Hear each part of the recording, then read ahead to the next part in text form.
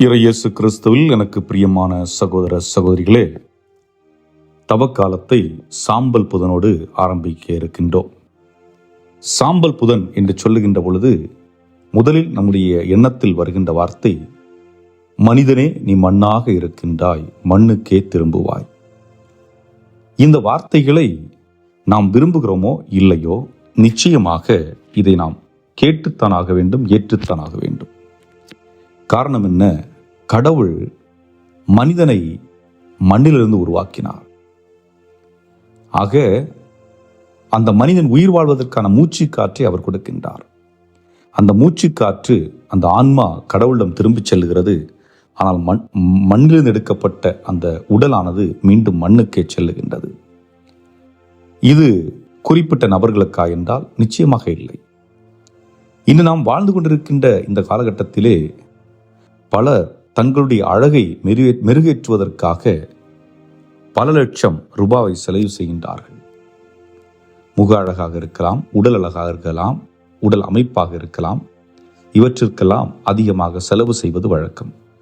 அதுபோன்று நீண்ட காலம் வாழ வேண்டும், ஆயுளை கூட்டிக் கொள்ள வேண்டும் என்று அதற்குரிய மருத்துவத்தை செய்கின்ற மனிதர்களும் இருக்கின்றார்கள். அதே போன்று நம்பிக்கை உள்ளவர்களும் இருக்கின்றார்கள், கடவுள் நம்பிக்கை இல்லாதவர்களும் இருக்கின்றார்கள். ஏன் என்று நாம் பணி செய்கின்ற இடத்தில் CEO பெரும் பதவிகளில் இருக்கின்றவர்கள் இருக்கின்றார்கள், தொழிலாளர்கள் இருக்கின்றார்கள், படிக்கின்ற மாணவர்கள் இருக்கின்றார்கள்.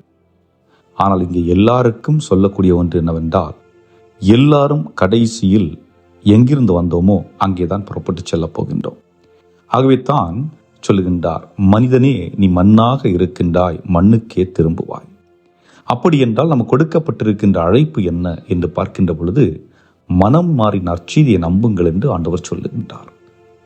ஆக இந்த அழைப்பானது எதற்காக கொடுக்கப்பட்டிருக்கிறது என்ற ஒரு கேள்வியை நாம் எழுப்புகின்ற பொழுது 3 கேள்விகள் எனக்கு தென்படுகின்றன.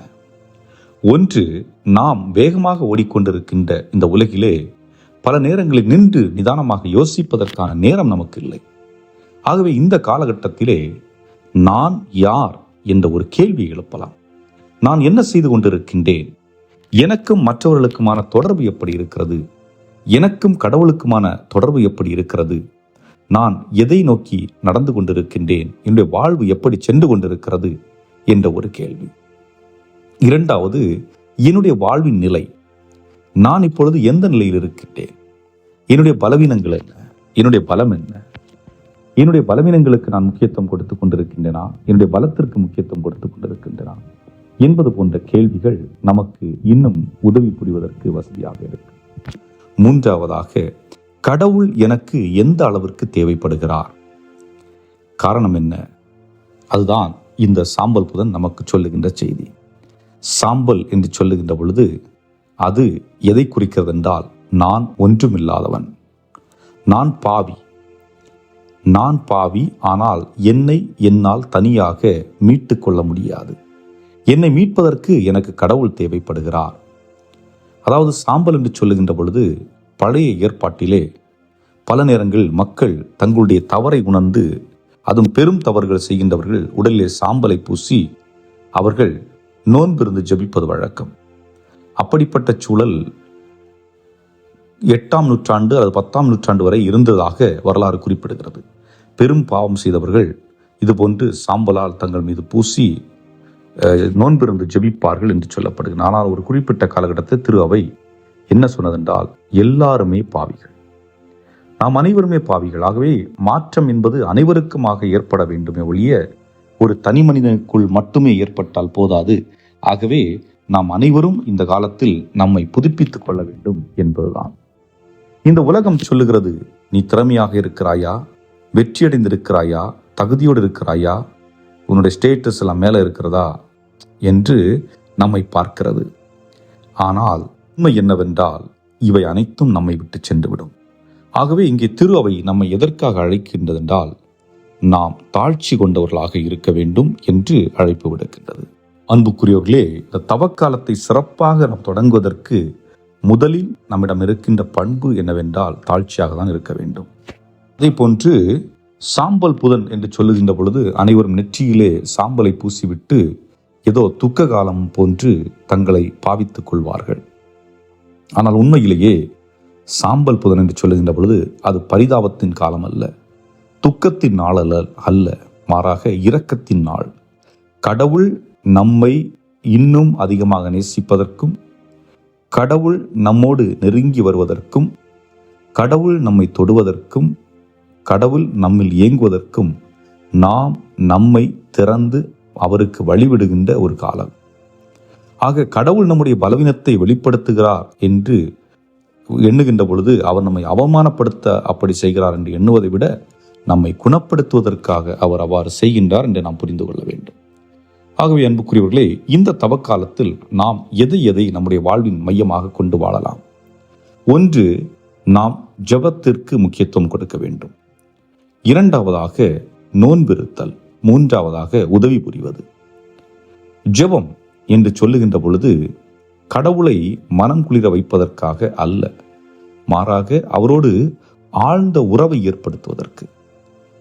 அபிலத்தரசம் அவர்கள் சொல்லுவார்கள், ஜெபம் என்பது கடவுளுக்கும் நமக்கும் இடையே ஏற்படுகின்ற ஒரு உரையாடல். நான் என்னுடைய நேரத்தை கடவுளுக்கு கொடுக்கின்ற பொழுது, அதாவது இதுவரைக்கும் நாம் கடவுளுக்கான நேரத்தை நாம் ஒதுக்கி இருக்க மாட்டோம். காலையில் எழுந்தவுடனே வேலைக்கு ஓடிச் செல்வதும் பிள்ளைகளை கவனிப்பதுமாக இருந்திருக்கும். ஆனால் இன்று முதல் காலை எழுந்தவுடன் ஒரு 5 நிமிடமோ 10 நிமிடமோ, ஆண்டவரே இந்த நாளை கொடுத்ததற்காக நன்றி, இந்த நாளில் என்னோடு இருந்து என்னுடைய குடும்பத்தோடு இருந்து எனக்கு பயணியும் என்று ஆண்டவரிடத்திலே நாம் ஒப்பு கொடுப்போம். ஏனென்றால் நாம் அவரோடு உறவை ஆழப்படுத்துகின்ற பொழுது மீதமுள்ளவற்றை அவரை பார்த்து கொள்வார். ஆக ஜெபத்தின் வழியாக நம்முடைய இதயத்தை மாற்றுவது என்றால், இங்கே அடிப்படை என்னவென்றால், நான் என்னுடைய வாழ்வை மாற்றி அமைத்துக் கொள்ள வேண்டும். என்னுடைய கல்லான இதயத்தை கனிவான இதயமாக மாற்ற வேண்டும். ஆக கனிவான இதயமாக மாற்ற வேண்டும் என்றால் நான் முதலில் கடவுளோடு உறவு கொள்ளக்கூடியவனாக இருக்க வேண்டும். இரண்டாவதாக பார்க்கின்ற பொழுது நோன்பிருப்பது. ஆனால் என்னை பொறுத்தவரை எதிலிருந்து நோன்பு இருக்க வேண்டும்? உணவிலிருந்து நோன்பா என்றால், நான் உணவிலிருந்து என்று சொல்வதை விட நான் செய்து கொண்டிருக்கின்ற என்னுடைய பழக்க வழக்கங்கள், அவற்றிலிருந்து நான் நோன்பு இருக்க வேண்டும். என்னிடம் தவறான ஒரு பழக்கம் இருக்கிறது என்று வைத்துக் கொள்வோம். கெட்ட வார்த்தை பேசுகின்ற நபராக நான் இருக்கின்றேன் என்றால், இந்த நாள் முதல் நான் கெட்ட வார்த்தை பேசுவதில்லை என்று முடிவெடுப்பதாக இருக்கலாம். அல்லது நான் மற்றவர்களை பற்றி குறை சொல்லிக் கொண்டே இருக்கின்ற ஒரு நபர் என்றால், இனிமேல் நான் குறை சொல்லுகின்ற ஒரு மனிதனாக வாழ விரும்பவில்லை என்று முடிவெடுத்து மற்றவர்களை குறை சொல்லாமல் இருக்கக்கூடிய நபராக இருக்கலாம். நான் இந்நாள் வரை மற்றவர்களை தீர்ப்பிட்டு கொண்டே இருக்கின்றேன், இன்று முதல் நான் மற்றவர்களை தீர்ப்பிடுவதை நிறுத்தி மற்றவர்களை பற்றி நல்லவற்றை பேசக்கூடிய நபராக நான் வாழ வேண்டும் என்ற ஒரு முடிவெடுக்கக்கூடிய நபராக இருக்கலாம். இதுபோன்று என்னுடைய வாழ்க்கையில் பல பலவீனங்கள் இருக்கும். அந்த பலவீனங்களிலிருந்து நான் விடுபடுவதற்கு நான் நோன்பு இருக்க வேண்டும்.